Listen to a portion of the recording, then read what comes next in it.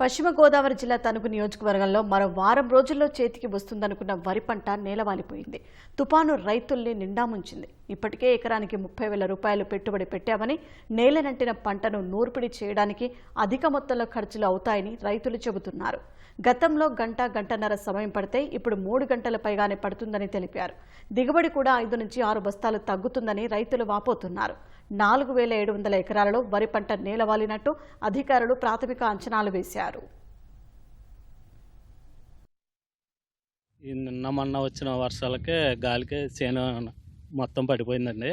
పెట్టుబడి ఏమో 30,000 దాకా అయిందండి. ఇప్పుడు వచ్చి ఆ పడిపోవడం వల్ల ఒక గంట కోసిది ఎకరం వచ్చి 3 గంటల దాకా పట్టుద్దండి. దానివల్ల దిగుబడి కూడా 4-5 బస్తాలు తగ్గిపోద్ది.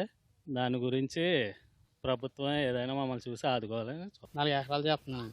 13-18 ఎకరన్నర ఎట్టానండి. ఉన్నదేమో సొరనండి. బాగా పడిపోయి ఉన్నాయండి. పడిపోయిన దాని మీద లేకపోతే ఎత్తకు కూడా పనిచేయదండి. పనిచేయదు దాని మీద ఇప్పుడు కట్టినా కానీ మిషన్కే ఇప్పుడు 4,000 3,000 అంటున్నారండి. 3,000 అంటే 4 గంటలు 3 గంటలు పడుతుందండి. దాని మిషన్కే అయిపోతాయండి 10,000 15,000 తాటలకి వీటికి.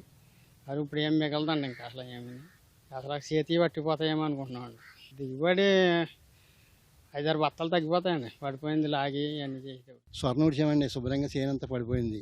ఎకరానికి దగ్గర 28,000 దాకా పెట్టుబడి అయింది. ఇప్పుడు ఎంత వస్తుంది అన్నది కూడా తెలియదు. ఇదివరకు అయితే మిషన్కి కోస్తే గంటన్నరలో అయిపోయింది. ఇప్పుడు 3 గంటలు 4 గంటలు పట్టేలా ఉందండి. మొత్తం అంతా పడిపోయిందండి. సాపలా పడిపోయింది.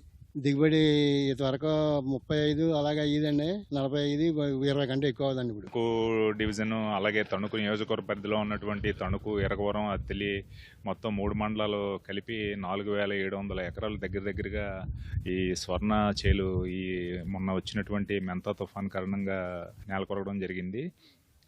అయితే గవర్నమెంట్ వారు గైడ్లైన్స్ ఇచ్చారు. ఆ గైడ్లైన్స్ ప్రకారం మేము ప్రిలిమినరీగా ఒక రిపోర్ట్ ప్రాథమికంగా మేము ఏంటంటే 4,700 ఎకరాలు ఇలాగా లాడ్జింగ్ అయింది, క్రాప్ లాడ్జింగ్ అయింది అని చెప్పేసి ఇచ్చామండి.